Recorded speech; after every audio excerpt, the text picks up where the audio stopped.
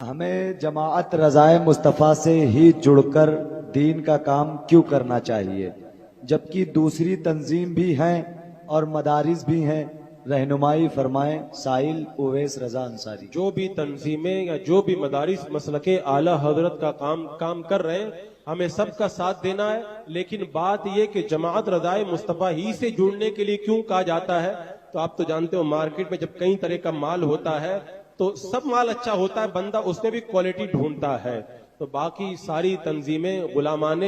اعلی حضرت نے قائم کی ہے اور جماعت رضائے مصطفیٰ کو خود اعلی حضرت نے قائم کیا ہے۔ سبحان اللہ۔ تو یہ ہمارے امام کی قائم کی ہوئی تنظیم ہے۔ اگر کوئی میری تنظیم کا کام کرے تو میں اس سے خوش ہو جاتا ہوں، جو اعلی حضرت کی تنظیم کا کام کرے گا تو بلا شبہ اعلی حضرت اس سے خوش ہو جائیں گے، اور اللہ کا ولی جس سے راضی ہو جائے اس کا دنیا میں بھی بیڑا پار ہے اور آخرت میں بھی بیڑا پار ہے۔ اور دوسری بات یہ ہے کہ جماعت رضائے مصطفیٰ سے جڑنے کی تاکید اس لیے بھی کی جاتی ہے، ہم نے کئی اہل سنت کی تنظیموں کو دیکھا ہے، شروع میں ان لوگوں نے بڑا اچھا کام کیا، لیکن بعد میں کسی مجبوری کی وجہ سے یا کسی اور دنیاوی لالچ یا کسی بھی سبب سے وہ راستہ بدلنے لگ گئے اور انہوں نے کچھ ایسی باتیں اختیار کر لی مسلک اعلی حضرت جن کی اجازت نہیں دیتا ہے۔ الحمدللہ جماعت رضائے مصطفیٰ آج سے 100 سال پہلے جس طرح صراط مستقیم پہ قائم تھی، آج 100 سال کے بعد بھی اسی طریقے کے اوپر قائم ہے،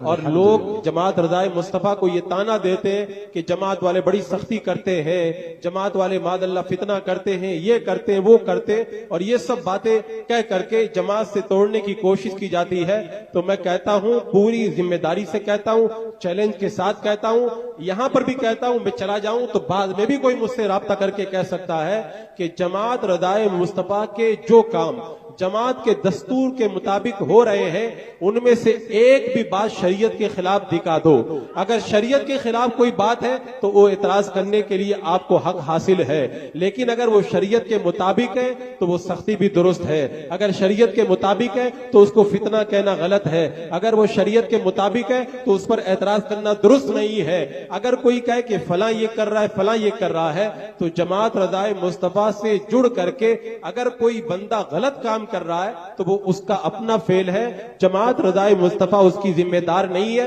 جماعت رضائے مصطفیٰ کے جو کام جماعت کے دستور کے مطابق ہوتے ہیں، جماعت اور اس کے ذمہ داران اسی کے ذمہ دار ہیں۔ الحمدللہ اس کا ایک ایک نقطہ شریعت مطہرہ کے مطابق ہے، نہ آج کوئی اس کو غلط ثابت کر پایا ہے، نہ قیامت تک کوئی اس کو غلط ثابت کر پائے گا۔ اور اگر کوئی راستہ اور گلی نکالنے کے لیے کہے کہ وہ بھی صحیح ہے، ہم کر رہے ہیں یہ بھی صحیح ہے، تو میں کہتا ہوں کہ ایسا تو ممکن نہیں ہے کہ حلال بھی صحیح ہو جائے اور حرام بھی صحیح ہو جائے، یعنی ویڈیو گرافی کرانا بھی صحیح ہو جائے اور جو بچتا ہے وہ بھی صحیح ہو جائے، اور اگر کوئی جو ہے وہ بد مذہبوں سے ملے وہ بھی صحیح ہو جائے اور کوئی بد مذہبوں سے روکے وہ بھی صحیح ہو جائے۔ یہ دونوں باتیں کبھی صحیح نہیں ہو سکتی ہے، حق جو ہوگا وہ ایک ہی ہوگا۔ میں آج کے اس ذمہ دار اسٹیج سے آپ کو یہ دعوت دیتا ہوں کہ جماعت رضائے مصطفیٰ کے دستور کے مطابق جو جماعت کے کام ہو رہے ہیں ان کاموں میں جماعت رضائے مصطفیٰ سے جڑے، اس لیے کہ یہی ایک ایسی جماعت ہے،